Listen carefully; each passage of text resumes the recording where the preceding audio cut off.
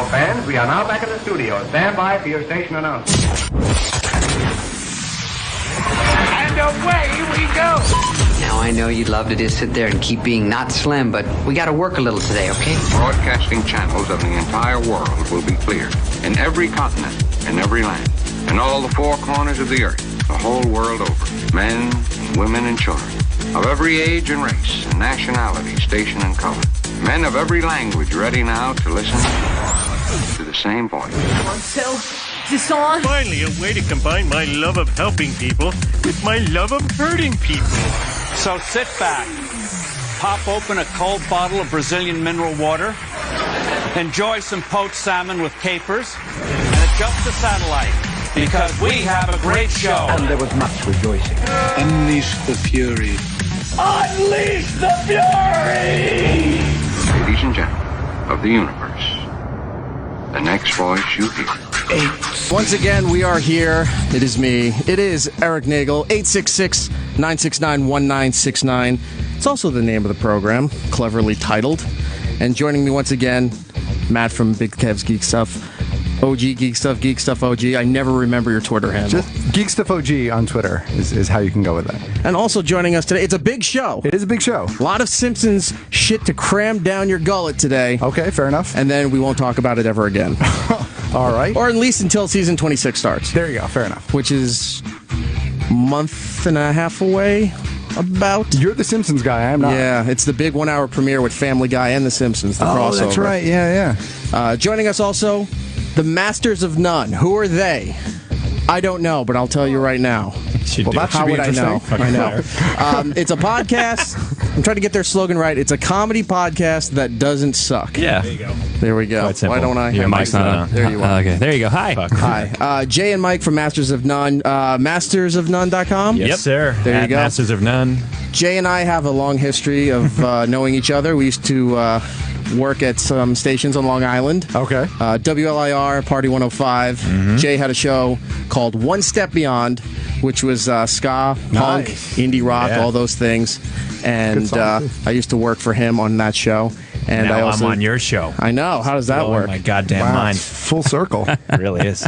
And Mike, do we want to explain what you used to do here? Yeah, or no? I'm good with that. Okay. I used to intern here, so this is all like this is all incestual. So you used to work for him, I used to work for Eric, and now I work for myself, which is great. And I'm just work the for other guy. Jay too. Yeah, and now kind of. Yeah, It all just comes full circle. yeah. Fantastic. Let me make sure I got the plugs because there's a lot to do today. Mastersofnone.com. What's the Twitter, Facebook, any of that stuff? At Masters of None, Yeah. Masters of None, And mastersofnone.com. you can find their us. podcast on iTunes. Are you on Spotify? You on all the regular places? Yes. Wherever Also- fine podcasts are sold. Yeah, also got to plug simplysyndicated.com as well as morelikeradio.com. Yeah, we're on both of those networks, Both too. of those networks. Got to plug them. And plug my beer stores, too, because I got tasty beer for everybody. That's right, you do. This is one of the reasons I invited them on. Yeah, Not this is the because I only was friends reason. with these guys, but they're really into craft beer. Yeah. And they're always, they do a lot of episodes where you're going around to different breweries around the area and broadcasting from there, recording from there, trying all the stuff that they have. They're ordering a bunch of flights, and then that's pretty much the show until Art gets really hammered. And then, then I'm like, all right, we're going to have to end this show. Yeah, we've been sponsored by Blue Point in Long Island for like 7 years now, going on. Yep. Since as long as we've been doing our show. But now I'm in the business. I run like 3 beer stores called Beer World. I'm the marketing director, and 3 stores in the Hudson Valley here. And I brought some tasty ass, very hard to get, rare beers for everybody to try today. And Everybody to taste. Can we try Everybody one to taste. right now as we're getting into all the Simpsons funny stuff you should here? ask, Eric, because you know what I He was kind realized enough too? to pour us one. I actually had a Duff beer, and I forgot to bring it. An actual Duff beer. That would have been great. They made it a few times. They made one in Mexico. They made one in like Austria or something. They just totally bootleg. Well, it's all right. In New York, we don't serve Duff, we serve Fudd. Right. But it was garbage anyway. But it's cool. It's a cool bottle. It looks just like it. So what you have in your cup right there is Mexican Cake from Westbrook Brewing Company out of South Carolina. This is their anniversary beer they do every year. Super duper hard to get. It's an imperial stout. It's about 10% alcohol. And it's got vanilla beans, cinnamon, 10%. and habanero peppers. Oh, I got that I'm spicy now something. tasting the habanero. It's very light at the end, and Yeah, at the they end. actually want you to taste it fresh because It's so weird because when you're drinking it at first, it tastes like cold coffee. Mm-hmm. Yep. And then as it's going through, it's changing as you're tasting it, and then you swallow it, and then kicks in the habanero. Yeah, there's a little kick of heat, right at the back there. Yeah, it's right on the nice. end. I like This it. is not It's bad. awesome. What does this go for? This a bottle? Well, depends on how much the store you're buying it from wants to gouge you. Average. Average, maybe $15, $20, but it's They put it out like once a year, and we get like I have 3 huge stores. Our Kingston store is like 15,000 square feet, and we got like 6 bottles. So that's how hard to get it That's is. amazing. And that's it. You won't see it again until next year. Rarities. But yeah, it's pretty damn tasty. So we'll be trying different craft beers throughout the show Yeah, here. I got 3 more good ones, A little bit later in the program, we're going to talk to Bill Oakley, one of the writers from The Simpsons. He was there during the Golden Age, seasons 3 through 9. And we'll also talk to the guys from NECA Toys, who also handled the Simpsons toy line. And there's a third wave coming that's really exciting. There's a couple of figures in there I'm really excited about. There's one set of figures I'm questioning as to why, but we'll get into that with the guys at NECA in a little bit. But if you've seen the first 2 waves, they've been amazing. Hugh Hefner, Tom Hanks is in the line, which is a weird choice, but I was really happy to see that. Sure. Kid Rock is in there, Britney Spears, Coach Homer, a bunch of different Mark Hamill, variants. isn't he? Mark Hamill's in one of them, Right, yeah. right? There's a lot of great stuff. NECA Toys, it's NECAonline.com to check that out. So we'll We get to love them in a NECA. little bit. FXX is doing the Simpsons marathon.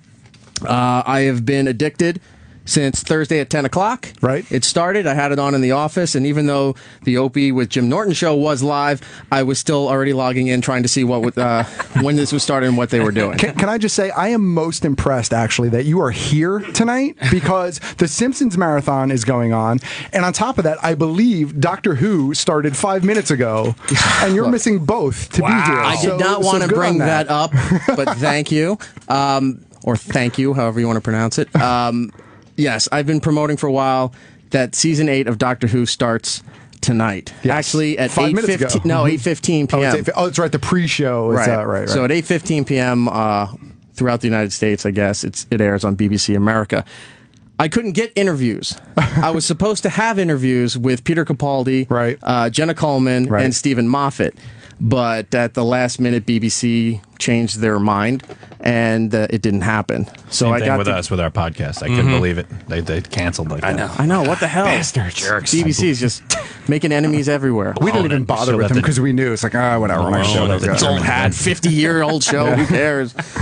So that didn't happen, and which was quite upsetting. But it is what it is. Hopefully, somewhere down the line, we'll get to talk to Peter Capaldi. There you go. Or Stephen Moffat. Either one would be great. Sure. So that's going on, but I had to separate myself for that because now it's Simpsons time. Okay. So I'm still wearing my Doctor Who shirt, and You haven't changed it in 3 days? I did since last Saturday, the last show we had, I did 8 days of Doctor Who. Since I have like 16 Doctor Who shirts, I wore a different shirt every day. Nobody noticed.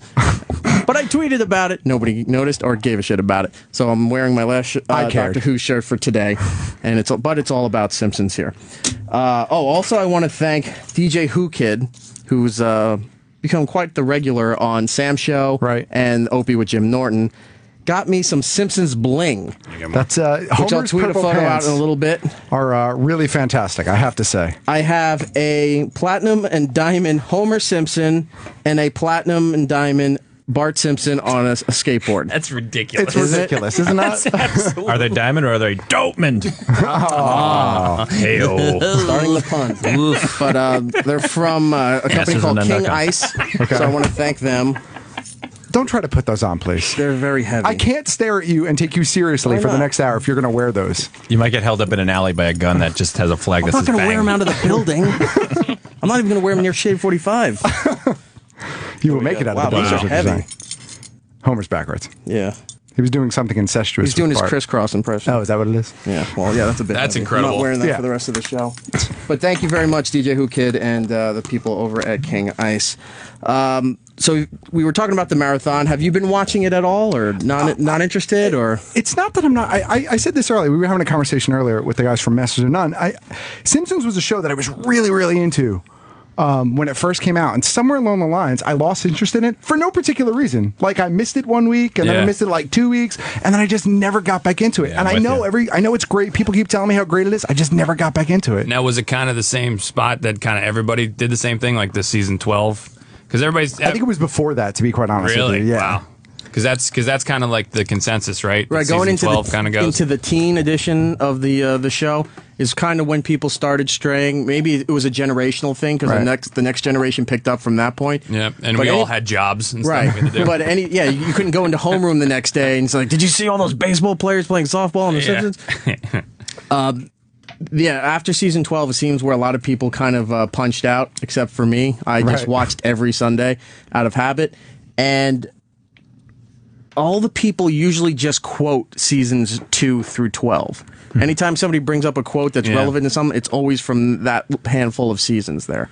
Yeah, which is what's going on right now on the marathon is like right in that wheelhouse. I think they're on season 6, and every episode. I mean, 2 TVs in my house have been going on with them on constantly since I've been home. I actually blacked out Friday night. I went as far as I could, and you can see I was tweeting while I was watching, and then about 3 a.m. it just stopped. And at one point I woke up, and it was like 5-something, the TV was still on, so I turned the TV off. But the second I got back up later, it was back on.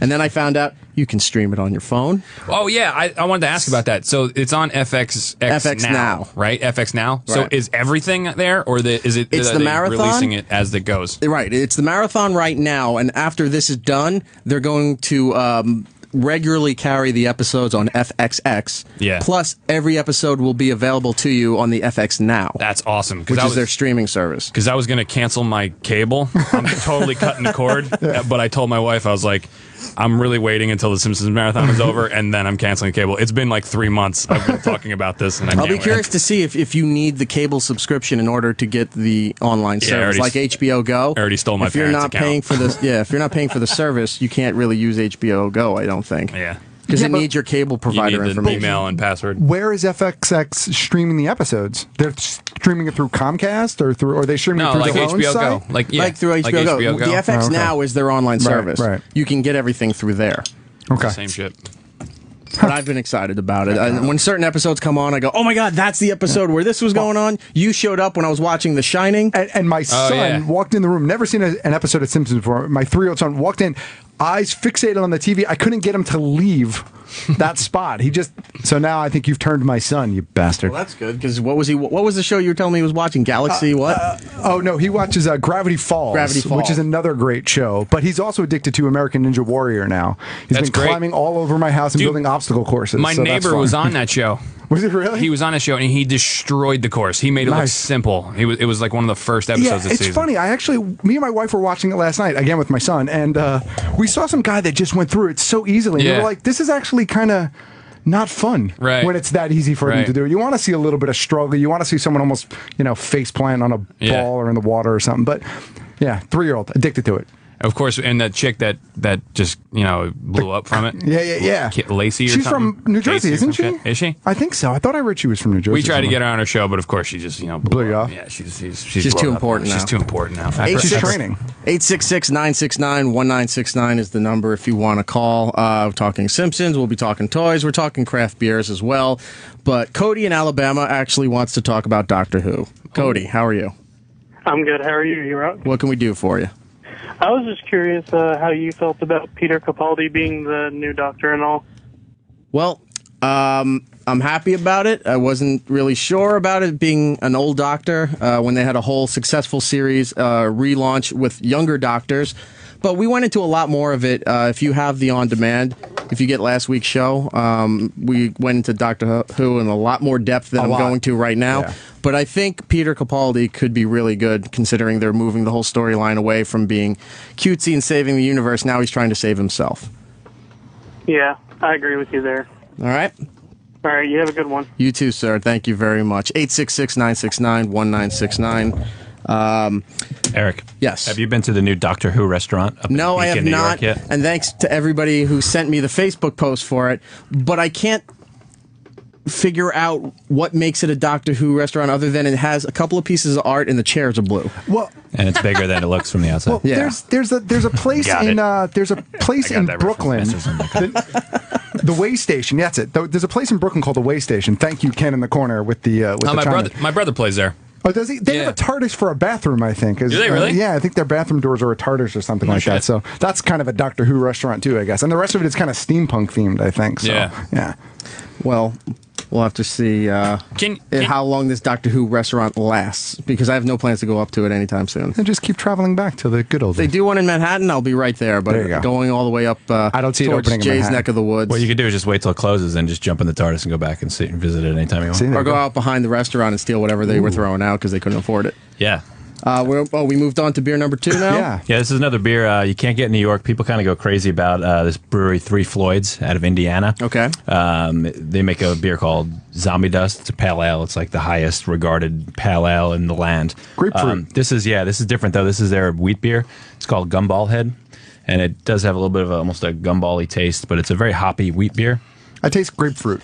Yeah, that's what that's probably that's the hops. It's like so hoppy, it's almost an IPA. I'm excited that you said this almost tastes like gumball before I drank it. Yeah. I'm getting the same excitement when I found out there was like a bubblegum ice cream. You know, when you had the gumballs or the pink chiclets, depending on who made it. The Fruity Pebble beer. He's easily amused, ladies and gentlemen. Skittle Brow. Still one of my favorites. But yeah, this is probably like the most sought after, I guess you could say, wheat beer that That's there is. good. I like it. It's good, yeah. I mean, I don't know. I think a lot of stuff's overrated, but I don't know. People kind of go crazy trying to. I like this one. You guys are it's getting good. treats It's drinkable. tonight. These are treats. Yeah, This is. Go ahead. No, go ahead. This is something that I could continue drinking. Like the other one is a bit heavier, Yeah, so you that's can a maybe have sipper. one. And I think it's better for more of a colder day. The first one there. Sure. This one I could sit around and just keep refilling and Yeah, drinking. it's sessionable. It's probably only about 6% alcohol. Session. Like Sessionable. you have to Wow. check in. You sound very fancy. You'd probably be surprised that I'm not at the Beer Bloggers Conference right now, everybody. Omar in Pennsylvania. Omar. Yo, Hey, what's up? first time caller, long time fan of T-Rock from the Opie Anthony show. I don't know which one of you guys said that you wanted to cut the cord completely, but if you get Amazon Prime, you can watch HBO Go for free. And then you Nice. can stream all those Simpsons episodes through FXX with your Oh, wow. You just made my life easier because I've been dying to get rid of HBO, but I haven't because of things Yeah. like Game of Thrones. Yeah. And I'm a Prime member already, so Giddy up, man. done. So there you go. Calling on Monday. Rock on. Rock on. Omar, thank you so much, Thank you, man. I Omar. appreciate Thank it. you. Indeed. You're welcome, guys. So Amazon Prime members get HBO Go, and you can stream FX now. Wait, you get HBO Go if you have Amazon Prime? That's what that dude just said. I gotta have to look into that a little. Trying to figure that out. I'm going to look into that this yeah. weekend because I I'll trust a guy cancel named- HBO. That's what I'm saying. Yeah. I trust a guy named Omar. So there you go. true. Well, he's in Pennsylvania, so he's not a threat. Omar coming. That you know of. Frank in the Bronx. Frank, how you doing? What's up, E-Rock? Hey, how are you, sir? All right, so how jealous is Sam right now that you're on primetime Saturday night, baby? Well, not that jealous considering he's on afternoon drive, East and West Coast on a Friday night from 3 to 6. So I think he's doing a little bit better than me. I think we're getting a little sick and tired of him, but well, how far are you going to take the consumer, man? I really like it. I like the fact that you really enjoy testing these products. Yes, the consumer is a bit I do online with Twitter and Instagram. It's hashtag the consumer. You can find it on eRock Radio on Instagram and Twitter, where I test a bunch of junk food and beer and ciders, which I've gotten into, which I want to ask Jay in a second about. And this week, the show is on vacation. We come back after Labor Day. So I have, and I think Matt saw the room, there's tons of stuff at my house. There's a room that's just filled with stuff for the consumer. So it's another show you do? It's just an online food review. Like a blog? No, but it's like through Twitter and Instagram. Is it it's audio like a or condensed- just all written? There's a photo and a written review, and it's simple to the point whether you should get things or not. And new Oreos is going to be a teaser for that. The root Nice. beer, the caramel apple ones that we got. I can't wait cookie to try the dough. root beer ones. He's trying to sell the show to the Food Network right now. I would love to do that, sir. I'd be gone in a heartbeat. But he called it a show, but it's just something you type. It's a right? thing, yeah. Ruin your own projects, Jay. Thanks, Frank. I appreciate it. Mastersofnone.com. So let's see. Oh, I'm gonna have more of this second beer if you don't mind. There isn't any more. I gave it to the neck, I guess. Oh, well, they deserve it. That's fine with them. Mastersofnone.com, at Masters of None on Twitter there. Simpson stuff. We talked the marathon. I got out of the blue. I got a response to a big thing I put out on Twitter. I decided to tweet everybody that has anything to do with the current Simpsons production. Right. Because I couldn't get any interviews. And for some reason, FXX wasn't doing a whole lot of promotion for the marathon other than billboards and some stuff on the side, of buses. Nice. So I put a bunch of feelers out to everybody that's on The Simpsons that has Twitter accounts.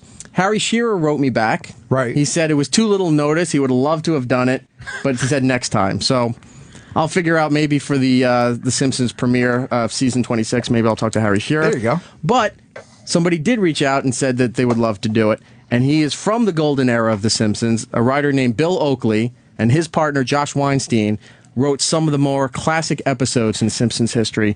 The top one, Who Shot Mr. Burns? Nice. This is a big get, dude. It is. I was so excited. He also did, when he left The Simpsons, he did a project on Adult Swim called Mission Hill, which not a lot of people saw, but I loved. I think it only had 2 seasons. It was really weird. Brian Posehn was one of the voices in there. Soundtrack. Right. And Evan Dorkin, the comic artist, was involved in it. Right. Yep. It was a great show. It was on Adult Swim. I think it's still on their website. You can go to the Adult Swim website and check it out for yourself.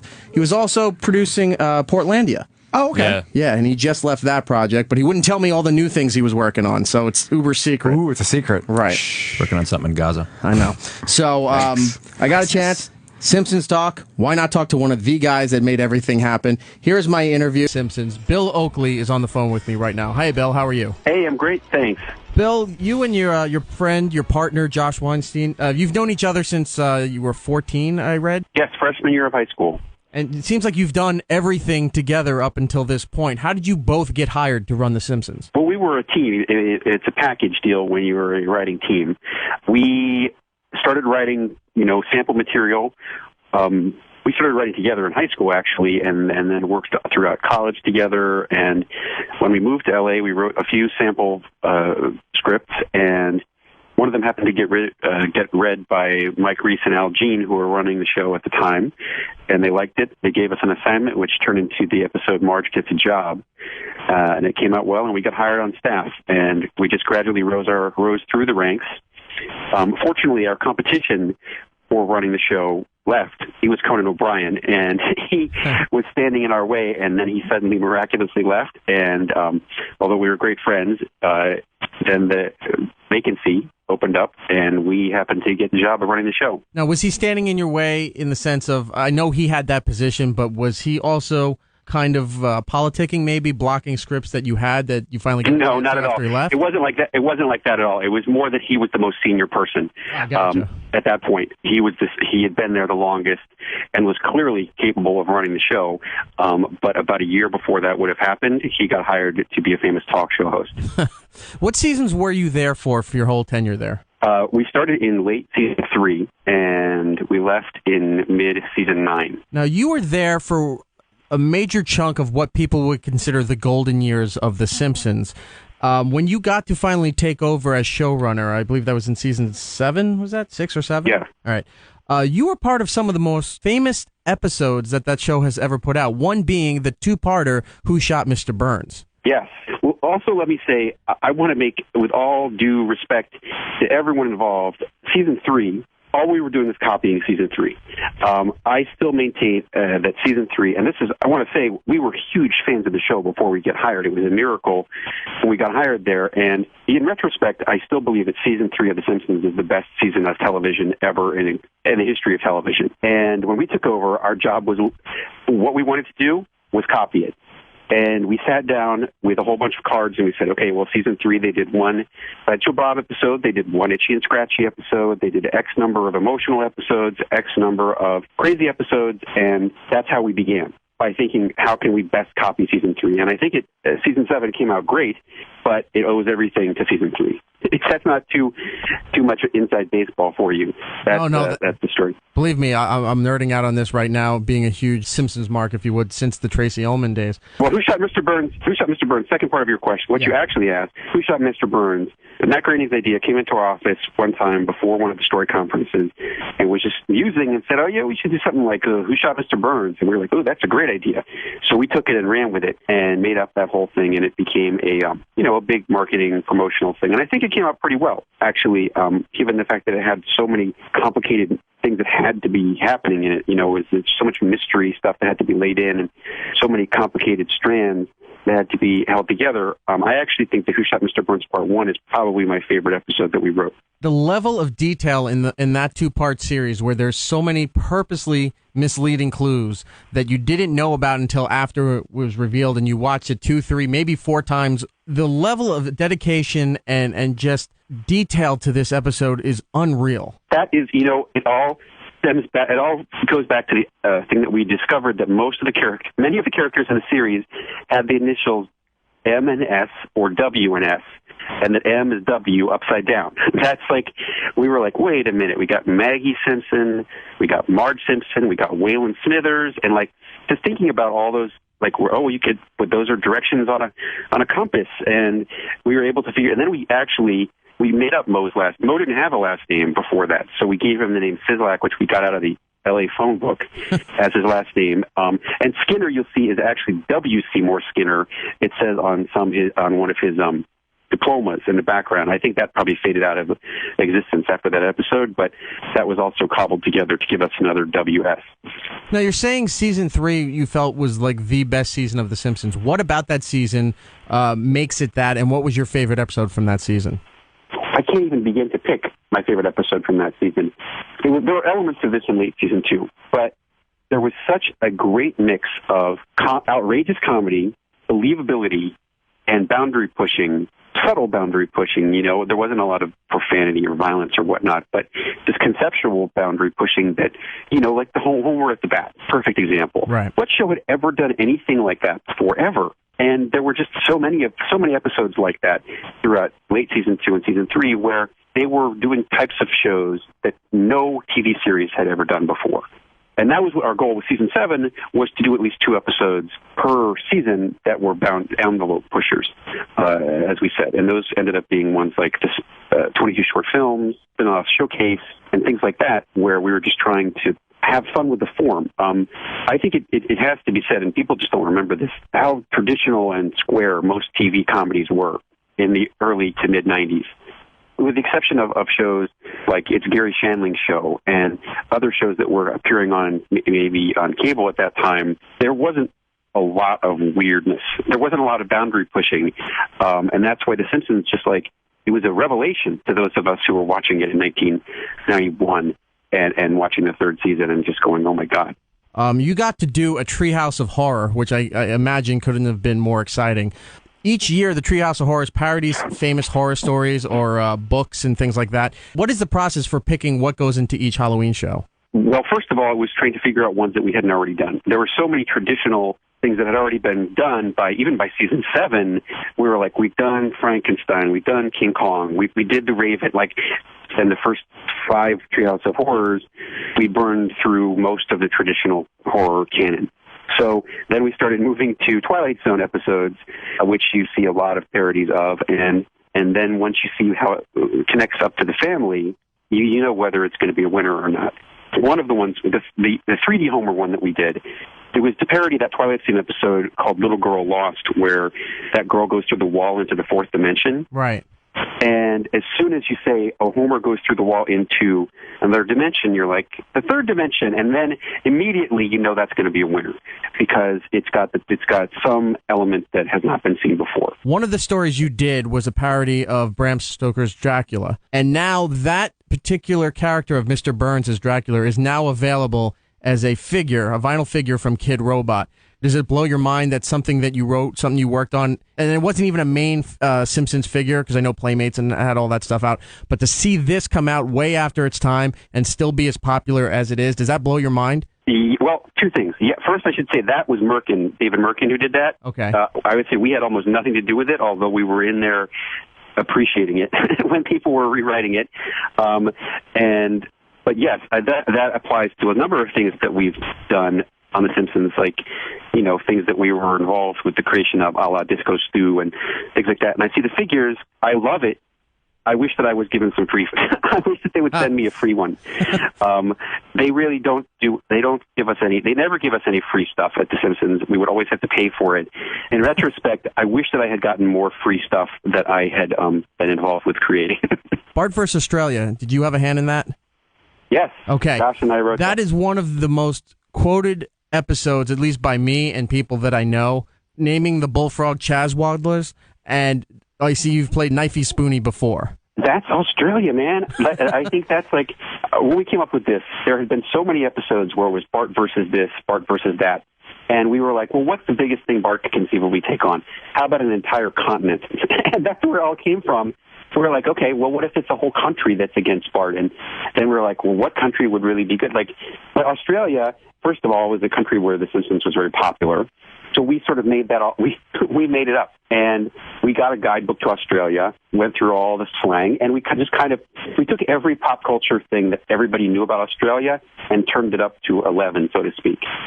What you're talking about there was, that's a Crocodile Dundee parody, first of all, and the Chuzwaddlers was just like, there's so many words, there's so many things in Australia where they have these crazy expressions for things that we just made up a whole bunch of random ones. And the toilet water going the other way is also brilliant. It's not something anybody would ever think of. I love that machine. They have that machine in the U.S. Embassy that makes the water go the proper American way. And that Homer saluting it while it's flushing is just amazing.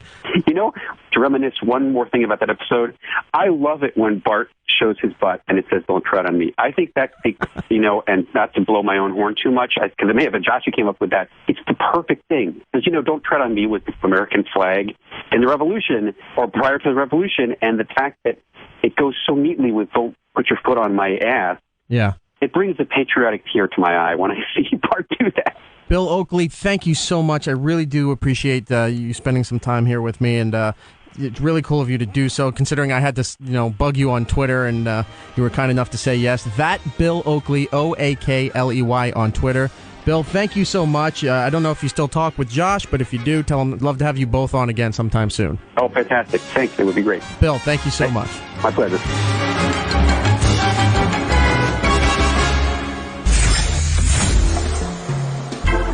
Eric Nagel. E-Rock? Well, he'll be right back.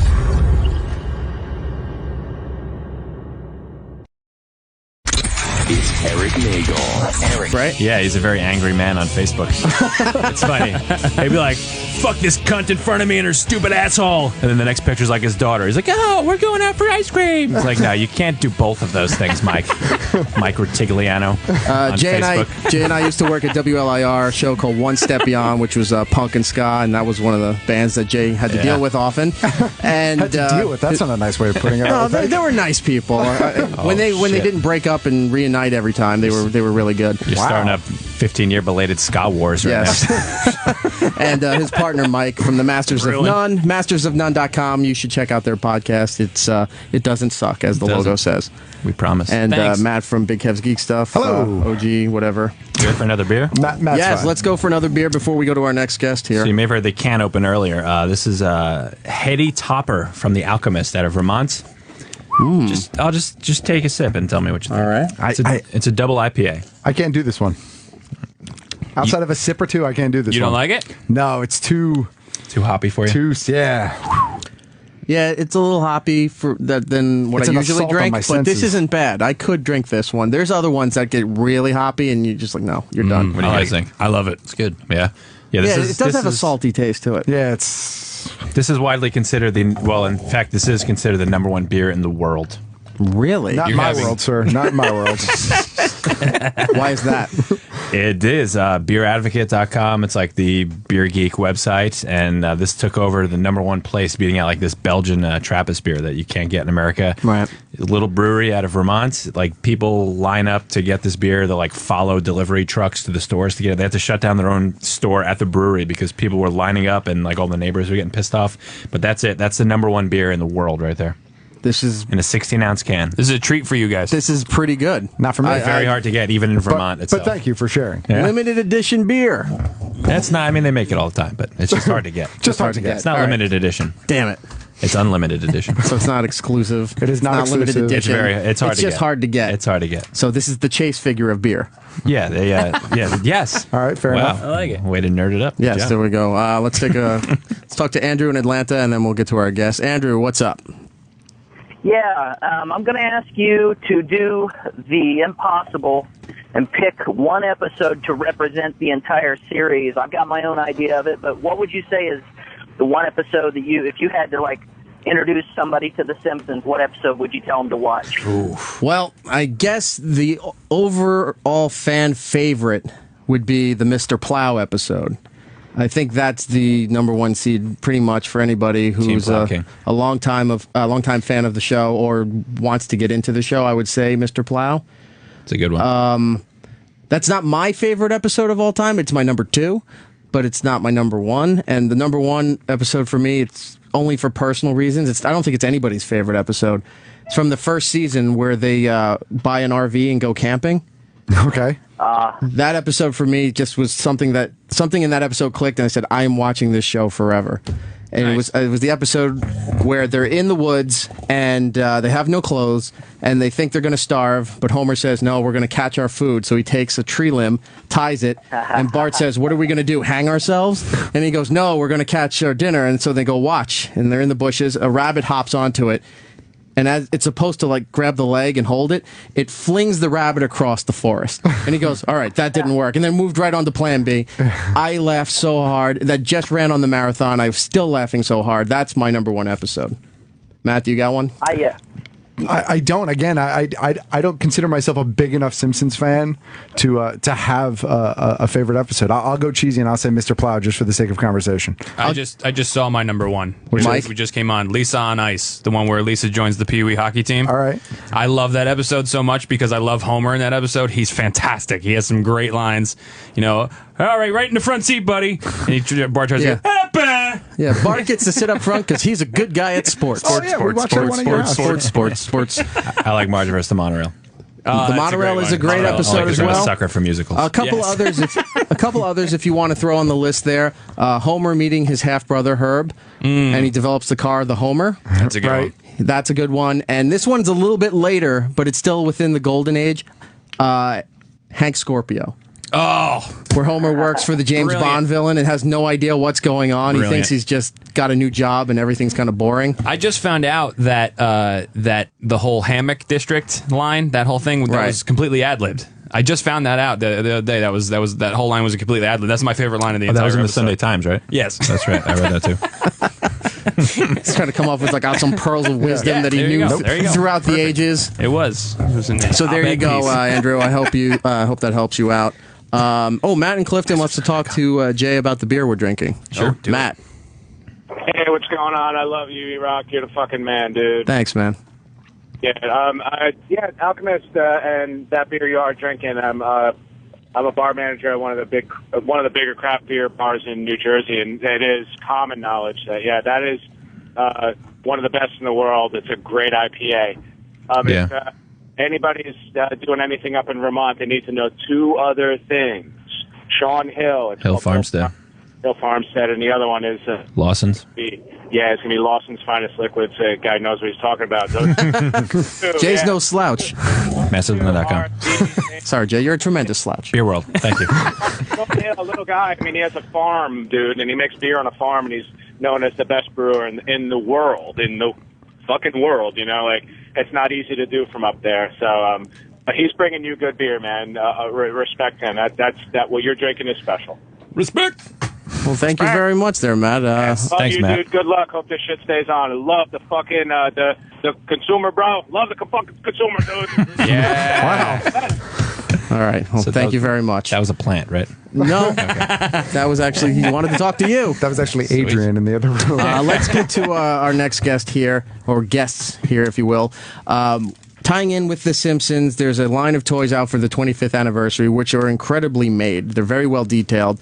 And the selections so far have been humorous and pretty amazing as far as what they're putting out as their figures. So I got a chance to talk to the guys from NECA Toys, and they wanted to come in, and now they're here in studio. We have Randy, Chris, and him. Oh. Ultimate insult. Jim.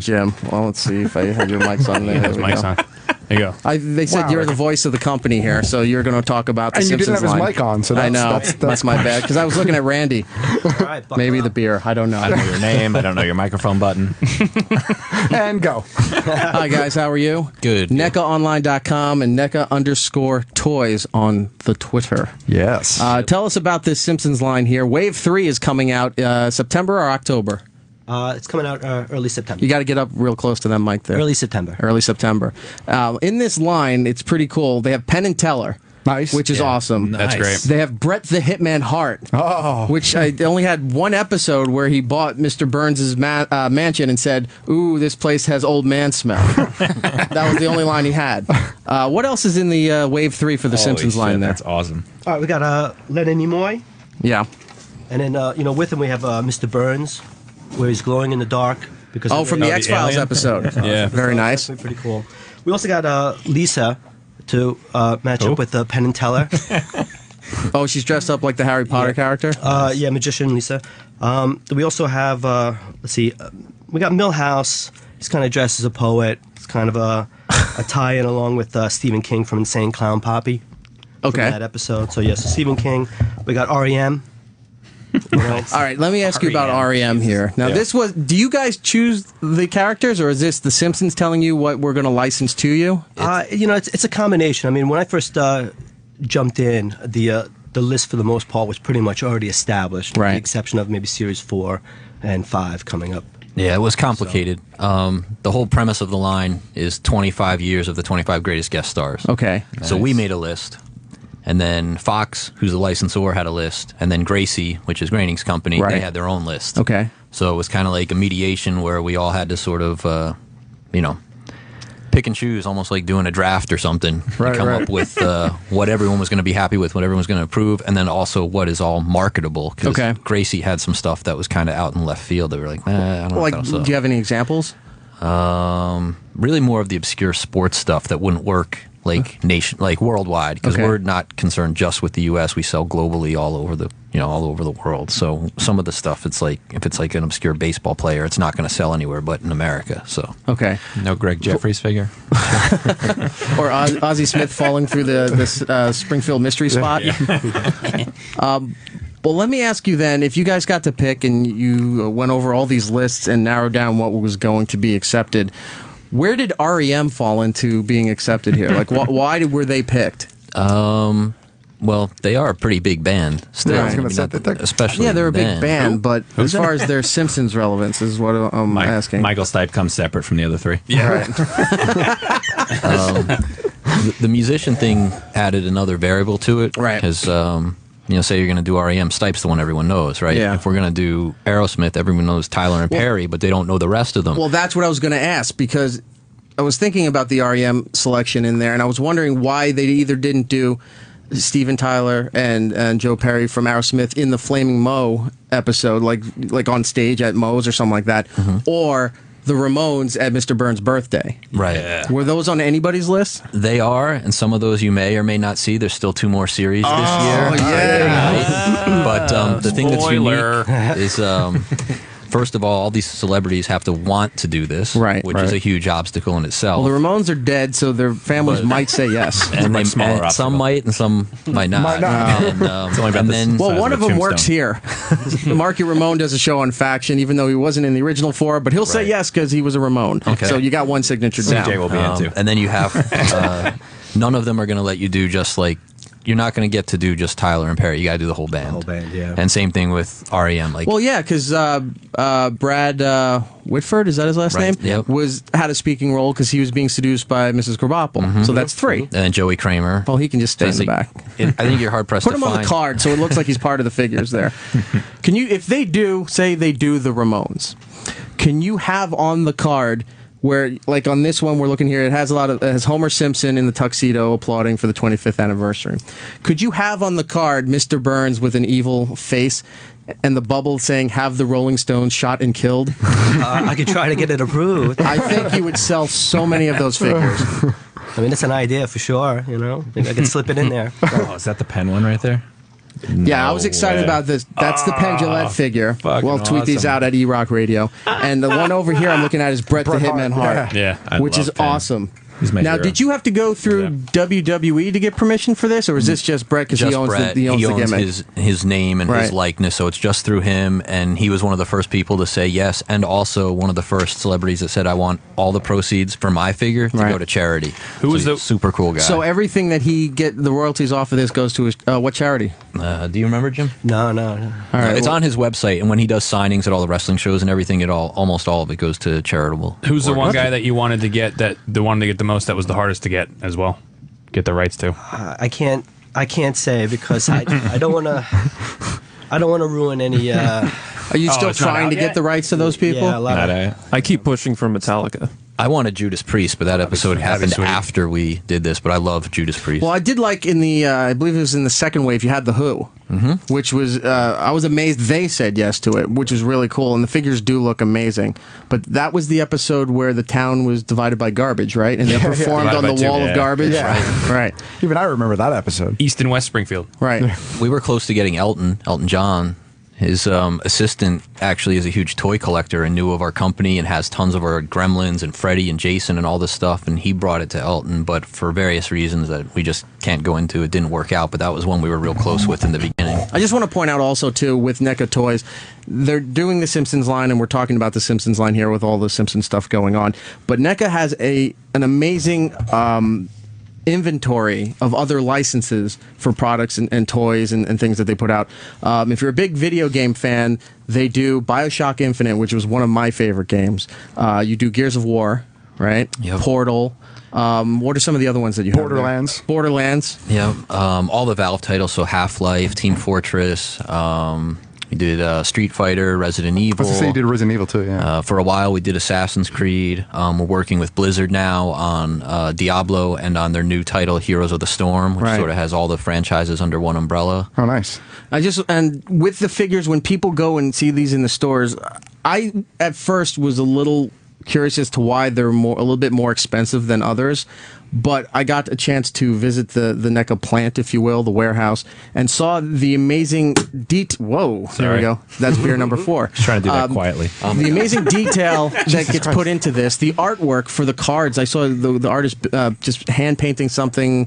I don't want to give anything away. No, it's okay. It was for Planet of the Apes. Planet of the Apes. Yep. Yeah, that he was doing it from hand just by looking at a still at the movie. He's just looking at the still and painting, and it was an amazing job. So I kind of understand why some of these toys seem a bit more expensive than other things that you see in Toys R Us. The quality of these toys are amazing. You're not going to get disappointed. If you go to Toys R Us right now, you'll see the BioShock Infinite ones. You'll see the Portal figures. The detail and the sturdiness of them, it really is an incredible figure. I don't want to call it. Can you want to call it art? Piece of art? Piece of work? You absolutely can call it art. Right. It's art as a consumer product, but thank you. I appreciate that. Yeah, it's a great line. They also do movies, too. Some of the stuff I saw in your warehouse, I don't know if you're still active with those licenses. Rocky, do you still do those? Do a little bit with it, not as much. We kind of did 1 through 4, which are really the best ones, and kind of run its course. They also do Pacific Rim. Yep. Which do you have? Are you part of Pacific Rim too? I am. I run that line. Yeah. Oh. Yeah, and it's still going strong. I mean, the box office was marginal, but the merchandise. We're a year after the film, and it's killing, and we're going all the way through next summer. And Guillermo's working on some other stuff now, an animated thing and a sequel. So hopefully we'll keep going with it all the way through. That's great. It's kicking butt. The huge Jaegers, fantastic. Yeah, we did Big Gypsy Danger. We got Cherno Alpha coming out this fall. NECA was nice enough to bring in a couple of things here. We're looking at the Wave 3 of The Simpsons, but they brought a couple of things from Matt that you have right there. If you want to just tell everybody what you got, because one of them is Pacific Rim, and it looks amazing. Yeah, it's Gypsy Danger and the Knifehead Kaiju, the 2-pack. I mean, if you haven't seen the movie, what are you waiting for? But if you have seen the movie and you haven't seen the NECA pieces, you need to run out and get them if you could still find them. Some of them are kind of hard to come by. Yeah, still, they do. They kind of get retired, or when we move on to production on a second or third series, the first series stuff is, And these are what, like 10-inch scale, 8-inch scale? About 7 to 8. 7 to 8, yeah. Yep. I mean, the detail on the figures, Gypsy Danger looks amazing, beautiful. I haven't opened it yet, so I can't tell you what the articulation is like, because normally So what toys on the desk are getting the old heave-ho to put these on there? Wow. I don't know. These will definitely go in the studio. I'll probably just move Felix the Cat. I'll move something over to I have no Felix the Cat. Maybe some Smurf stuff they're just great figures. I gotta say, as a toy collector and as a guy who opens all of his toys, one thing that is no, for sure. That's why you buy 2. No, if you buy a toy, well, okay, fine. But if you buy a toy and don't open it up, come on, they're meant to be played with. They're meant to be displayed, in my opinion. But But ruins the value, sir. You of all people should know that. I don't buy toys for value. Buy If you're- two. The only reason you're buying toys is to resell them. Then, Says the guy who then makes yes, buy two. Christmas is coming up. Buy two. I gotta ask about Knifehead. Will he stand? Absolutely. Yeah. All right. Nice. Cool. That's always a concern for me, and I'm just looking at the way he looks, and I've seen other companies put out figures that look something like that, where they might not stand because the.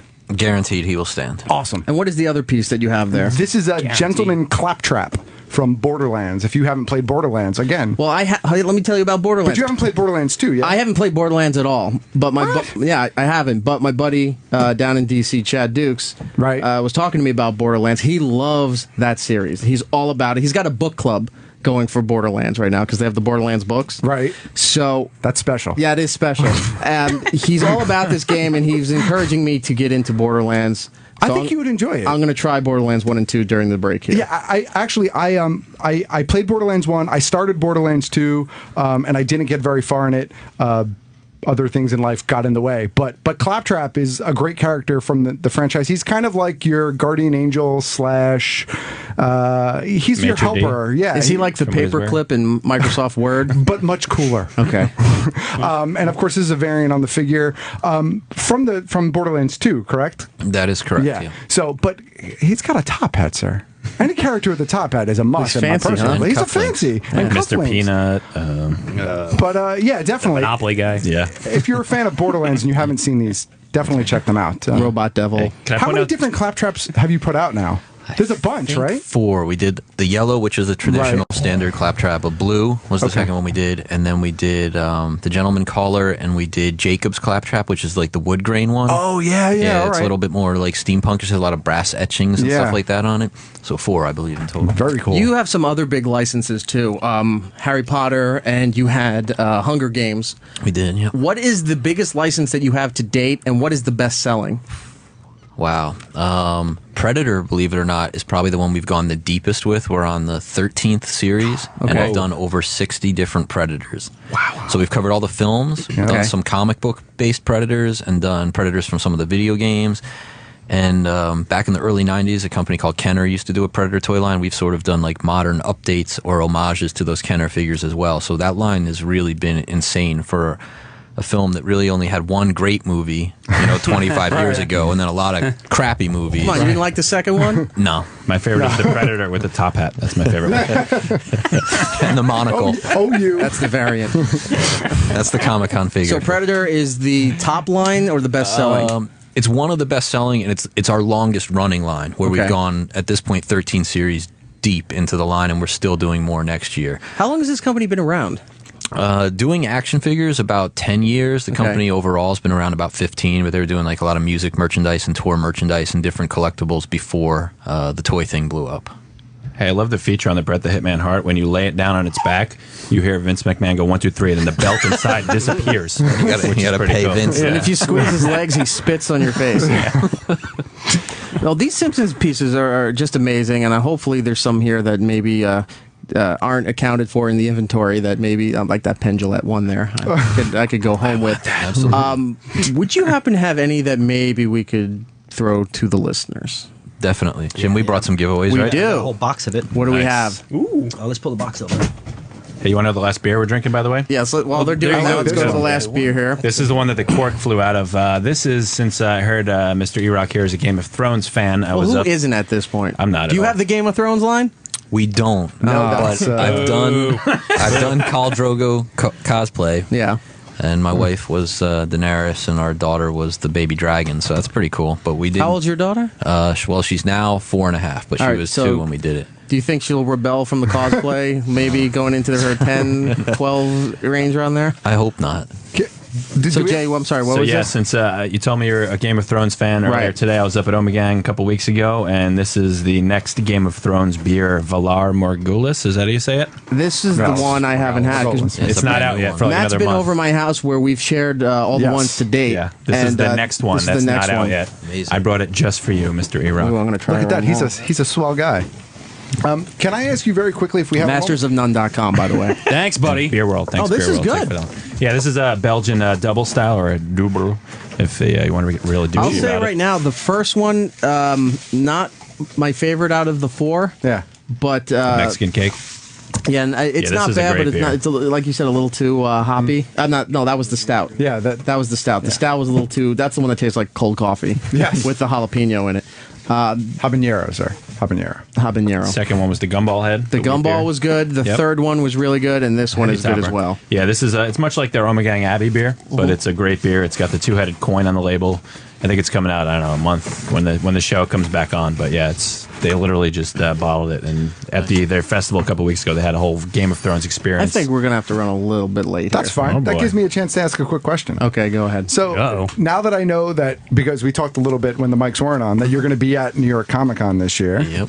Do you guys have any exclusives planned? Because I haven't heard anything yet. So if you can't share yet, that's fine. I know other people are starting to share because it is 6 weeks away. At You this just point? got one answer. He's gonna be there. Yes. I am. So we know that. But I meant as far as exclusives are I concerned. can tell you a couple things. They're not final, so it's Okay. just, we're trying to get them done as time is short. The show is in less than 2 months. It's like 7 weeks or something from now. But we're trying to do an exclusive version of Bret Hart. Nice. In a different style package, different colors, and actually have Bret there to sign the awesome. figures. And then we're also doing some stuff with the Misfits, who are also Jersey guys, like most of us here. And we're trying to do an exclusive of The Fiend, the Crimson Ghost, and have Jerry Only come by and sign those at the booth as well. Very So cool. Danzig. a couple things we're working on. You're never going to get those guys in the same place at the same time. But you have a better chance of reuniting the Ramones. Because I guess the last time, because they're dead. the last time you were at New Thanks. The last time you were at New York Comic Con, your exclusive, or one of your exclusives, I recall, was the Turtles. That's right. 4-pack, the black and white. Yeah, we had Still Peter one of my Laird there. favorite figures, and the colored ones too. And whatever happened with that license? Why did that? I mean, because I feel like there's a lot of places you could have gone with that. Oh yeah, and we had a lot of prototypes done for Shredder and the Elite Guard. And I Foot thought you were Soldier, talking about Lutron. Flo and Eddie, the Happy Together guys. No, I'm totally What are you serious. watching, I really man? thought that. Yeah, what did I miss? Call me old school. I don't know. So what happened is the licensing business, at least when it comes to toys, is complicated. So Playmates has always been the master toy license for Turtles since day one. The time we got to come in and do what we were doing, it was sort of on a moratorium from Playmates. They were waiting for that relaunch, which is now that mega successful thing on Nick.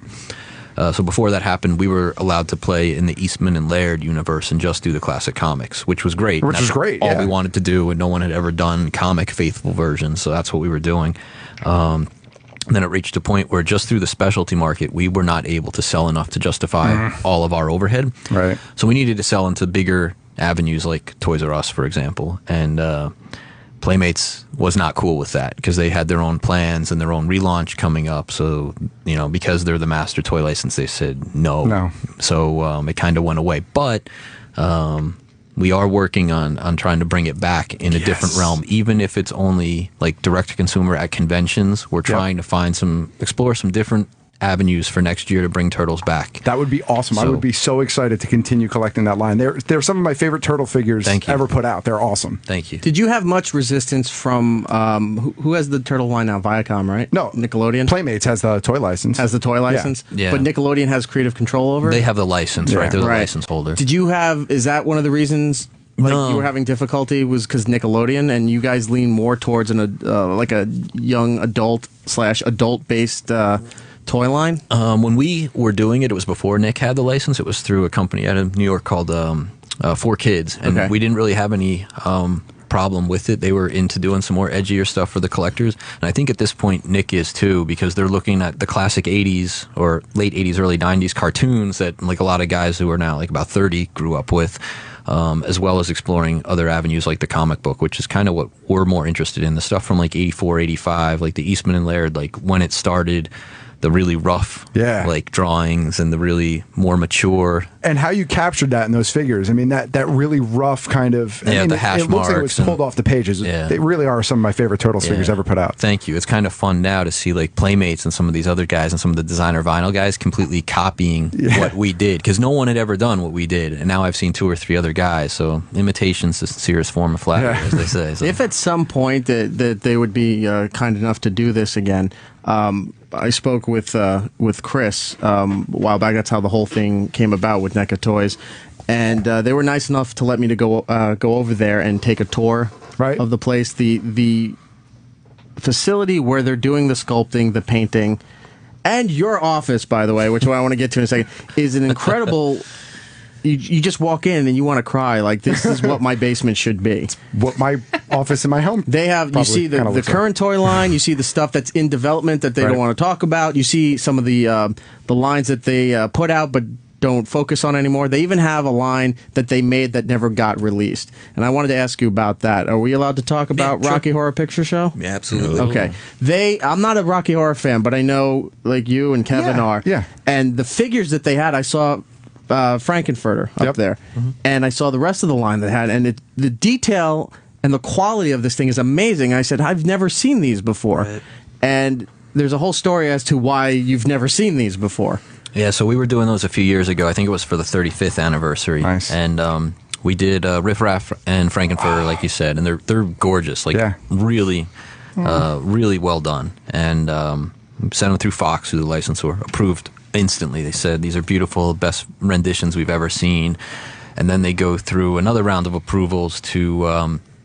I think it was the producer. I don't even think it was a director. There's a guy by the name of Lou Adler that produced a ton of movies in the late 70s, a lot of the Cheech and Chong movies and Rocky Horror. And for whatever reason, he did not like them. I guess he doesn't like realism and wanted them more stylized or cartoony. But like those bendy looking ones that came out previous. I don't remember the company that put them, but they looked like bendy toys. You know your stuff, man. There was a company called Vital Toys that did something in the mid to late 90s, and they were awful. They were terrible. And he approved all of those. So amazing. Go figure. They did. They looked like bendy toys. Yeah, it's awful. And I think that's what he wanted. And aside from the fact that, yeah, it's a business. We're in it. You know, we got to make a profit. It wasn't what we wanted to do. Can I ask you a question about another license that I think that you might have shown one year, but never got anywhere? Did you have Fifth Element at one point in time? No, that was not. That wasn't you. No, I thought you guys had that Fifth Element. That was N2, which was like the ex-Kenner guys that were doing like Matrix and Road Warrior and Big Trouble in Little China. Okay. It was those guys. That wasn't us. Years ago, I remember I saw them at Toy Fair, and I think it was only one or two figures from the line. But wow, I wish someone would have grabbed that one. As we continue on with the guys from NECA Toys here, how many do we have to give away here? How many people can we give some stuff here to? A lot, I think. Subtract 2 for me and Mike. Over 20. Yeah. Okay, and these are from which wave, or is it a random? Wave 3. Wave 3, which isn't even out yet. Right. Simpsons 25th anniversary figures, Wave 3, not out yet. In celebration of the 25 years of The Simpsons, the FXX Marathon that's currently going on, and the 26th season that starts at the end of September here. We're going to, if you want to call us, 866-969-1969. We'll give away some of these figures here. Again, Bret the Hitman Hart, Penn and Teller, REM, Leonard Nimoy. So there's a separate teller from the pen? Magician Lisa. Awesome. And Milhouse the Poet. Milhouse the Poet, Stephen King. We have all those teller there. one actually Glowing Mr. Burns. You cannot select the ones that you want. We're going to give them away at random. And awesome. I expect Sam to be calling at any moment for the Bret the Hitman Hart figure. I'm looking for his number now. So let's screen those calls there if we can. Vanishing Belt. What is this one here? Oh, this is Teller. This one's awesome. Wouldn't it be great if that one just had a pull string and he just talks? But he is to scale. He is to scale. They're all to scale. With pen, What's cool is also Stephen seeing the King. celebrities kind of embrace it. Like Kid Rock has why tweeted wouldn't about you? his figure. How would and you not? Hefner's wife took the figure and was like, here's Hef playing with his bunnies. And it was like the toy Hefner with a bunch of like bunny rabbits that were in like the yard or something. Believe me, when First Wave came out, one of the guys in the toy line, the First Wave there, works here at SiriusXM, Tony Hawk. Oh, yeah. He has a show on Faction. And I talked to his New York producer. Name drop. I talked to his New York producer, and I said, next time he's in New York, I get my figure signed. I just want the figure signed. I don't need to talk to Tony Hawk. I just want the figure signed. I got a Hefner signed, which is cool because he's getting awesome. out there. He's like about 90. Is that hanging in your office? It's not yet. That's at home. Let me tell you about his office. His office is great because there's no wallpaper. It's line. It's what you want to do as a kid and as an adult. It's figures unopened, lined perfectly next to each other. You don't see the wall on all sides. Now you have the Masters of the Universe line, which was the new one, or the one that was the new one, which is amazing. And then you have G.I. Joe on the far back there. Yep. Yeah, so it's not stuff that we make, but I love toys, period. That's why I'm in this business. Do you have deals with other toy guys that you swap stuff out? Yeah, we do some trades. I mean, I go out and hunt because it's part of the fun, and I buy stuff. I'm a big Star Wars nerd, and of course, like that's what I started with was like Mego and Star Wars, and then it became Joe and He-Man, but I love all that stuff. Where's your collection go with Star Wars? We have a friend, Kevin, who huge Star Wars fan, but he focuses mostly on stormtroopers. Yeah, right? he's an Imperial Army builder. Right. So. So do you have one of those niches, or are you everything Star Wars? I wish it was that narrowly focused. I have every figure from day one, from 77 till the present, and then I do Army build as well. So like when that 6-inch Stormtrooper came out a few months ago, I bought about 24 of them. So I was like $500 in Stormtroopers. You put that on your LinkedIn account? I collect only Wampa Dung. Can you vote for my achievement as Imperial Storm Builder? Listen, as a Star Wars collector, you have to become focused. I used to buy a lot of different things, and I've focused down to just astromech droids now. Right. Almost everything else I've gotten rid of. I'm just doing astromech droids now. I can't focus. Yeah, it's hard, I know. Ooh, shiny. Just give it to me. Let's take some calls here. Let's go to Jeremy in Atlanta. Jeremy. Hey, how's it going? Hey, what can we do for you, sir? Nothing much. I just heard you talking about the Star Wars. I had an original Millennium Falcon still in the box from the first run of that toy. Nice. And my ex-wife one day threw it out. No, she actually gave it to my 7-year-old stepson to play with. And I came home and nothing was said. I just happened to walk past his room and I instantly saw the box like ripped open and he was sticking stickers just haphazardly over it. How long have you been divorced, sir? Actually, I've been divorced for 8 years. Fucking Eric. All right. Nice. He sounds sullen. It was one of those things, like I literally was talking about that 3 days ago. I will never get over what she did. Well, That's a broken man right there. We can't repair that. We can't time travel, but we can help you sort of restart your toy collection here. Would you like one of the fine Simpsons products here from NECA Toys? I would very much like one. Okay. Jeremy, we'll put you on hold. Jeremy, we'll put you on hold. I'm going to open it for him we'll first. give you something, yeah. Quality control. We'll play with it a little bit here. Let's go to another Jeremy in Vegas. Jeremy. Hey, what's going on? Hi, sir. How are you? Good. I'm a 23-year-old male, and I... Wait, what? Age, sex, location? Felt the need to qualify that. All right. What's This is your not an Tinder AOL profile? chat room, Jeremy. my mother just threw out all my toys on me. I'm sorry? She piled She all threw your out toys all his on you? toys. Oh. Well, that sounds No right. way. And that was just yesterday.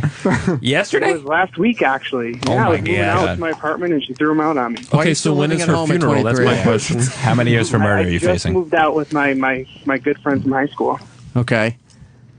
So He wants a toy, Eric. Will you just give him a toy? I'm just seeing how far he'll go here. Just give him a goddamn action figure. right. Jeffrey. His childhood puppy died that day also. I mean, All right, you got to have a good sob story to get a toy, I guess I can't say. Jeremy, we'll put you on hold. Hang on. So that's 2 Jeremys. Is there a third? No, My there's name's Jeremy. a, I've got cancer. let's go to Toy cancer? let's go to Devin in Kansas. Devin. Yeah, how you doing? Hi, how are you, sir? Just full disclosure, I'm not a huge Simpsons fan. I'm not a huge toy fan. Boo. Next caller. This is why we worked so well together so far back in the day. Steve in Des Moines. Steve. E-Rock answered the phones for me. Steve, how are you? Hey, how's it going? Good to talk to you, man. Thanks. Hey, I'm a small-time collector. I still have some of my G.I. Joes, like the Technodrome, some of my old Ninja Turtles. I never had the Technodrome. I didn't even know there was a Technodrome. Yeah. Was there? yeah, it was a there big playset. Big playset. Oh, damn it. That's where dubstep was invented. Not Right? No? I had the big G.I. Joe aircraft carrier in the basement. Awesome. But I would have yeah, sold man, that thing for a Technodrome. Go ahead. Yeah, that was cool stuff back in the day, but I still have it for my son, but nothing's in real good condition anymore. Yeah. But it's still cool stuff. The Turtles, too, I still have, Shredder and a few of the Turtles also. All right. Bebop, Rocksteady. So, Well, if I was giving away turtle stuff, I would give you something from the Turtles. But Name this drop. is Simpsons here. Name drop. Are you a Simpsons fan? yeah, man, we've been watching all the Simpsons episodes on lately. We're big-time Simpsons fans. Okay. Steve in Des Moines, I'm just going to give it to you because you're unfortunate enough to live in Des Moines. So I'll put you on hold there. Line 8. A lot of Jersey calls here. Let's go to Colin in Jersey. Colin. Hey, what's going on, guys? Hi, how are you, Thanks sir? for taking my call. Good, good. So I have a ridiculously hot wife, and she happens to be in love with a nerd. You do not need toys, sir.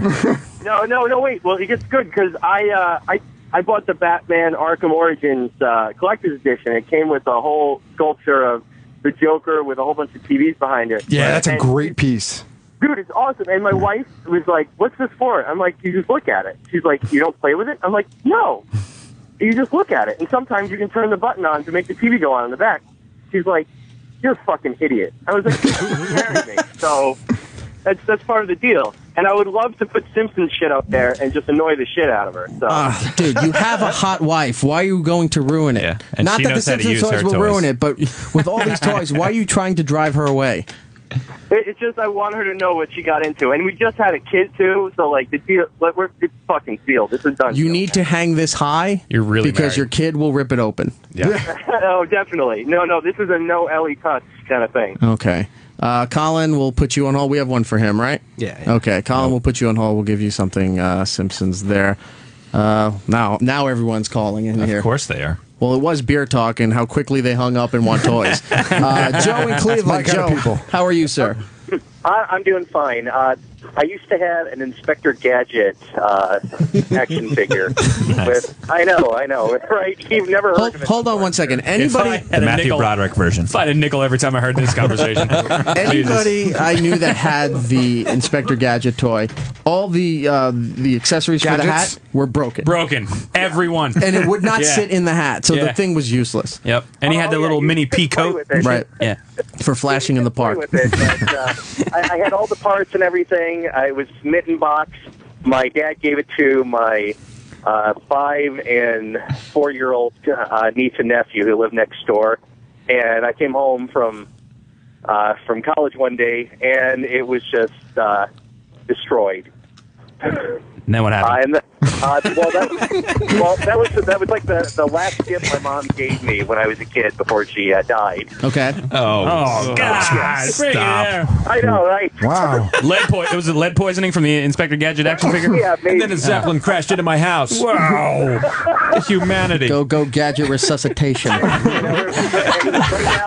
now, I pick up Star Trek and Doctor Who action figures every now and then when I'm at conventions. All right, we get it. You have a lot of toys. Now let me throw it around the room here. Everyone gets a vote. I was all set to give him one until he brought up the mother dying. Then you don't want to give it No, to him? because I'm not sure it's a real story. But if it is, I apologize to you, sir. But I'm going to throw it. I'm going to make it democratic here and go around the room. Should we give Joe one of these toys, Mike? Thumbs up. Randy? Thumbs up. Chris? Yeah, just. Oh, sorry. Fuck them. Fuck him. That's one no. Wow. Why not? Give him a toy. Give him a toy. Jay? Yeah, why the hell? Matt? I can't say no to the guy whose mom may or may not have died. All right.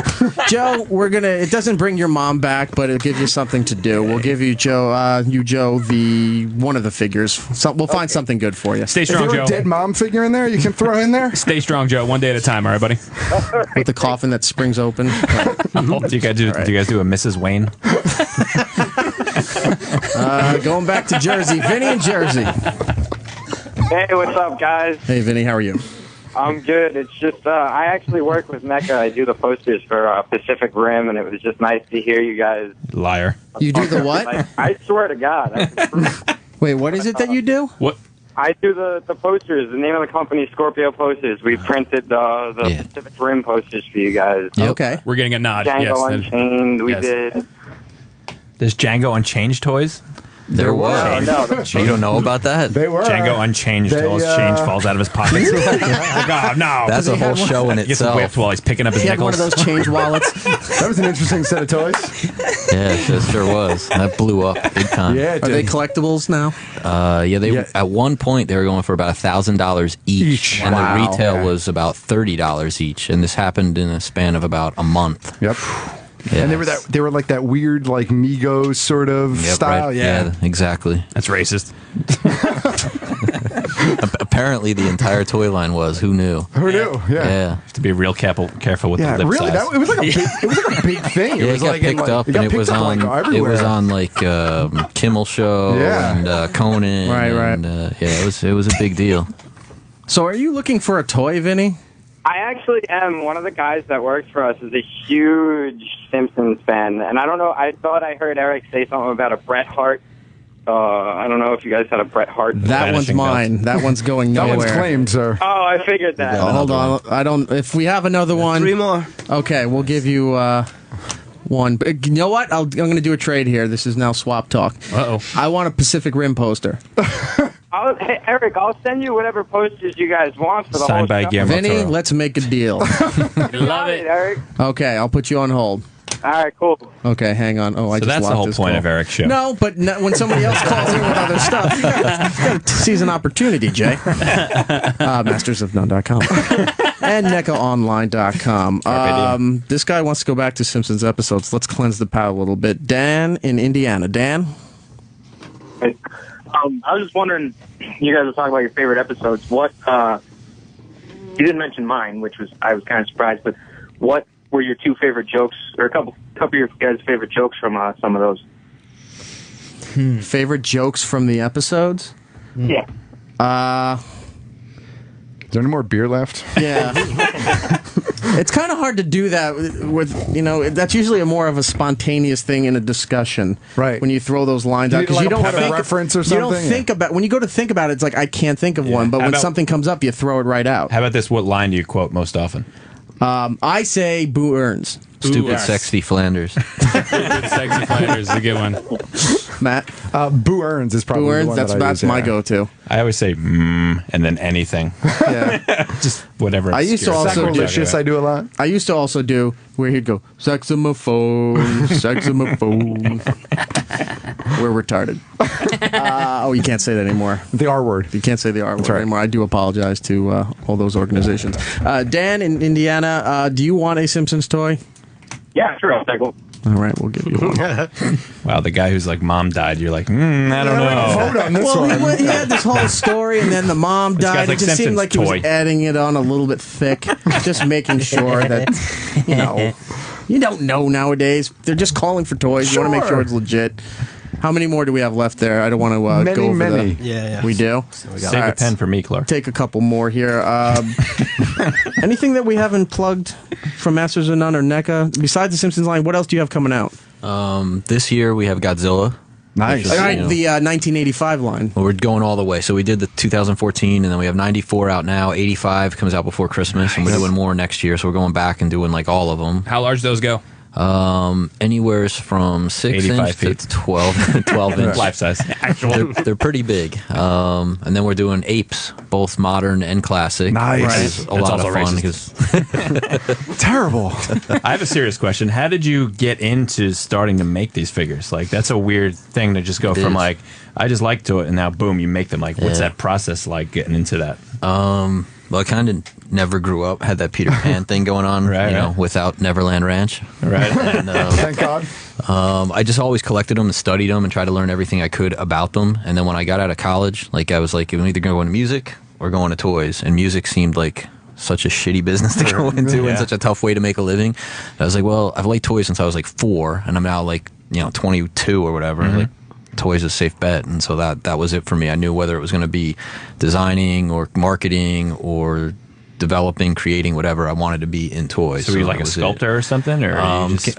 Sort of evolved into an art director, and I do a little of the marketing as well. But I oversee all of the sculptors. So obviously, you guys want to come out sometime, certainly can. That's cool. Where are you guys at in Jersey? Hillside. Cool. Everyone listening right now across America. NECA, Hillside, New Jersey. Does anyone ever tell you that you look like an actor, a famous actor? No, who? Iggy Pop. No. You look I like. just got a look of death. You remember the movie PCU? Yes. You look like Party Jeremy I've Piven. heard that. I've heard that from. I have heard that. I've heard that from a couple Not of a bad guys. thing. That's Yeah. pretty cool. That's funny. It's a great one. It's a good joke for radio, too. Look it up on the internet, people. Hey, we gotta have some fun in here too as well. Somebody is a big Simpsons fan. Hello. Hello, may I please have a free toy? Give him 2. Give him 2. How are you? I'm watching the Simpsons Marathon as we speak. Really? What happened to the Gold Rush Marathon you've been tweeting all day? Well, I'm watching actually football. Roland wanted to know if he could have the REM figures. Yeah, you know. Do you want Michael Stipe or the other 3? think there's only 2. Give him the Bill Berry. All right. Roland, I'll put one aside for you. There's a pre-aneurysm and post-aneurysm Bill I Berry. got the cancer guy. I know the cancer guy. I know too much about REM. Sorry. or Michael Stipe is good. Sorry. Okay. All right, I'll put one aside for you, Roland. Wow. It's getting uncomfortable. My words, not NECA's. My words. All right, we're gonna have to get. We went over time, but we're gonna have to get out here in a minute. Let me give some quick ones away here. 973. I don't have your name. What's your name? My name's Cags. CHES. Okay. So we're talking about my favorite quote. All right. When they were playing golf, and he says, "Use an open face club, a sand wedge." And That is a good line. Open face. club, sand wedge. And that shows that you are a Simpsons fan, sir. That's a deep reference. I would So, love a toy than my friend. all right, don't tell me what to do. I'm going to give you a toy out of the graciousness of me. I appreciate that. Okay, hold on. So line 7 will get a toy, and do we have a couple more? Yeah, we got a couple. All right, I'll do one more, and then maybe we'll do the rest on online or something like that. My kids are huge fans. No. How much of them are? Let's talk to this guy. John in Oklahoma. Hey, man, what's going on? Hey. Hey, if you're able to watch the Simpson Marathon from start to beginning, how long do you think you'd last before you had to bow out? I went, since it started on Thursday, with an hour dropout just because I had to drive home, and then watched until 3 in the morning. So between 10 a.m. and 3 in the morning, I missed 1 hour, and then I blacked out. So that's and then today I've been watching nonstop. So I'm going to be watching it probably until it gets weird in the mid-teens. Then I'll take some bathroom breaks. But I am stocking up on a lot of cereal, and I will just be plowing through this like a soldier. Hell, just have a piss jug sitting right there. That way you ain't got to get up. Oh. He will be the guy on the couch. Good idea. Piss right in the bowl that you finished your cereal in. Wow. Hand it off. All right, I'll give you a toy, dude. I don't think your wife would be happy with that. Oh, well. It's her problem. Oh, well. Let's go through the plugs here. Mastersofnone.com, Masters of None on Twitter. Tell them about your podcast for those who are just tuning in or Yeah, tuning we've been out. doing it for like 7 years. We do a lot of pop culture talks. 3 guys. They're talking like every other fucking podcast, but we were doing it first. Yeah. And we do have one other guy that's not here, Art. He's on our show as Shout well. out to him. But we get some celebrities every now and again, which is kind of cool. We had Christopher Lloyd on our show. That's for great. example. It's bizarre. That's a big get. We've had Hank Azaria on. Hank Azaria we also had Sam Simon on. I reached out to Mr. Simon. I had not heard back. Wasn't he dying like a while ago? He is. He's still alive? He's still alive. Good for him. He is. Are you sure? Yeah, he's still alive. What time is it? Amazing thing about Sam Simon, all the money that he gets from The Simpsons and all the other stuff that he's worked on. He gives like some animal charity or something. He took all his money and got rid of it and started. He has a charity. I think it's for seeing eye dogs or something. Yeah, something like that. something like that. And a couple other charities. Wow. Just dumped millions and millions of dollars into these You charities. gonna make us vote on whether or not he gets a toy too, or? I think he has all of those. Maybe not. I don't know. But yeah, he's a cool dude, and I tried to get him on, but I got no response. So I would love to hear the Sam Simon interview over at mastersofnone.com. I think it's We yeah, had it's on Sam there. Simon? Is it Sam Simon? I forget. We had one of the It better be Sam Simon. We had one of the showrunners on. I can't remember which one. Yeah, I don't know. Fucking whatever. James Brooks. 7 years is a long time, right? Mike Yeah. Scully. No, Wait, keep isn't it going. Keep David talking. Silverman. Al Jean. Al Jean, that's the one. That's I'm a sorry. far cry from Sam Simon. It is. Not to belittle Al Jean, but No, don't belittle Al Jean. Sam He's Simon's awesome. one of the guys that created The Simpsons. Al Jean made The Simpsons what it is. Al Jean's favorite character is Milhouse, by the way, and I love talking to him about Milhouse. Why not? Milhouse is I love great. Milhouse. Did you talk to what was it? Is it Wheatley? Is his name? The guy that you talked to your interview? Bill Oakley. Oakley. Wheatley. Wheatley from Portal 2. Yeah. Will Wheatley. His favorite character is Superintendent Chalmers, Super Nintendo Chalmers. which is fantastic. I love that line. But yeah, mastersofnone.com. Yeah, we got Masters on Twitter and iTunes, Spotify, all the usual Shout out my places. fine business too for giving us the beers today. Beer World. Thank you very much. BeerWorldStore.com. This was great. Recap That's the a 4 valley. beers real quick, and then we'll go So to we NECA. tasted Westbrook Mexican Cake. Then we had Three Floyd's Gumball Head. Then we had a Heady Topper from The Alchemist. And then we had a preview of the Omegang new Game of Thrones that comes out, I think, next month. Valar Morghulis.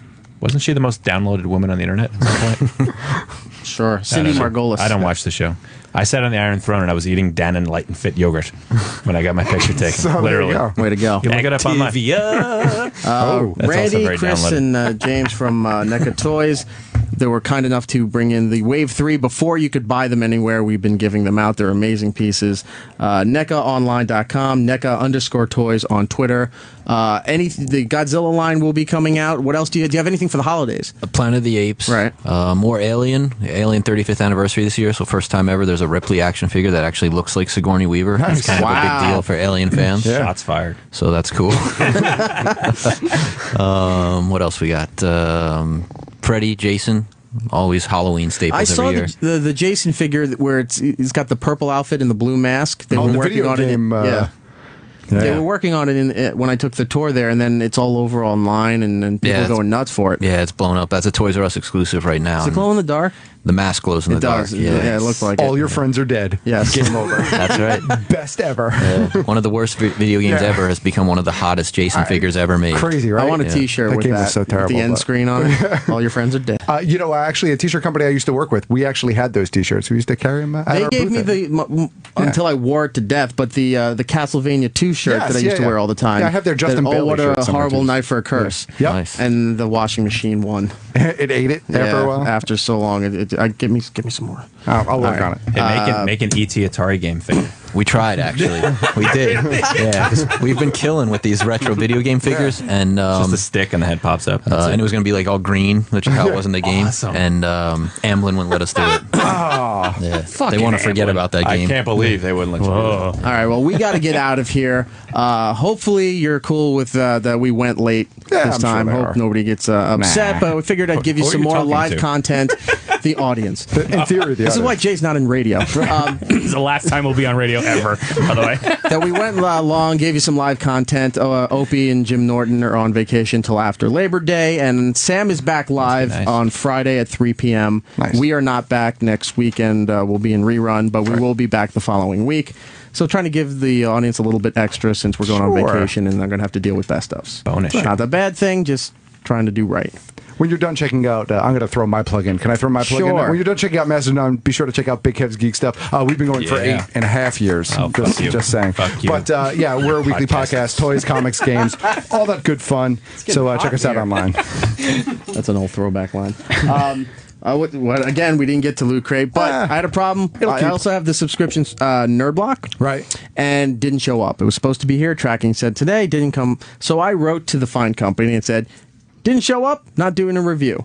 So would they send like fun boxes of stuff? Yes, Yeah. every month they send cool stuff. Loot Crate, who I'll talk about now because Nerd Block did not send their stuff, sent me a message before the show. They apologize. It'll be here as soon as possible, and they're going to do a make good. Oh, look So at that's that. great. But Loot Crate is one of the subscription services. It's like $20 a month. Right. And you get a box of stuff. You're not quite sure what it is. Fingers crossed you like it. Right. And usually they have themes. Wow. Last month was villains, Right. and they had a cool mashup shirt of Loki and the Joker together. It was called Jokey, and it looked like the Joker, but he was holding the Staff. the Death stick. staff and Yes. sitting on the throne and all that. So this month is Heroes, and this is what everybody has been abuzz about since Guardians of the Galaxy came out. The Groot figures. Yep. Oh, no. This is The Groot. dancing Groot? No, that's still coming. That's shit. coming. They just announced that they're going to release that, but this is an exclusive to Loot Crate. It's glow in the dark Groot. Adorable. Oh, and he's got a deco on his chest. He's Right. not like.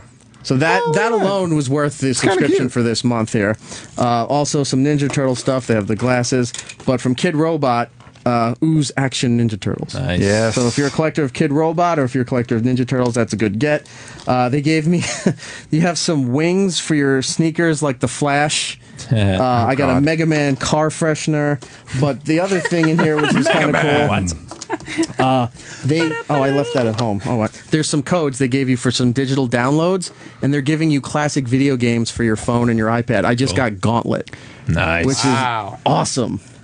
I get to be the hot chick. You know, if you're a Mega Man Valkyrie. fan, Be the big elf. Yeah. We're actually starting a service called BoxBox, where every month for $20 you get a box full of smaller, fancy boxes. Yep. Nice. A box that says boxes. Look out for that. Look out. Mastodon.com. Can we take Patent a pending. Patent pending. Can we take a tour of the box factory? Of the box factory? Follow the line. What were you going to say? if you're a Mega Man fan, I think Kid Robot actually has a Mega Man license now, and they're going to be doing a blind box series, kind of like they did with the non-blind boxed TMNT figures. So if you're a Mega Man fan, those will be out at some point soon. How have they not done a next gen like Mega Man reboot yet?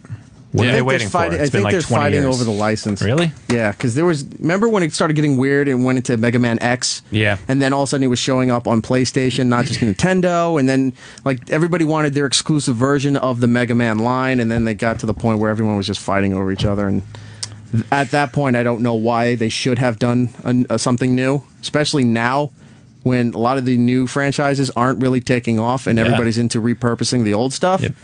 Video games need to catch up with movies as far as just rehashing old shit. Yeah. Like, bring back the old good shit. Woodman They needs do it his in day movies. in the sun. Yes. Right? Woodman, right? High five. Give it up, dude, right?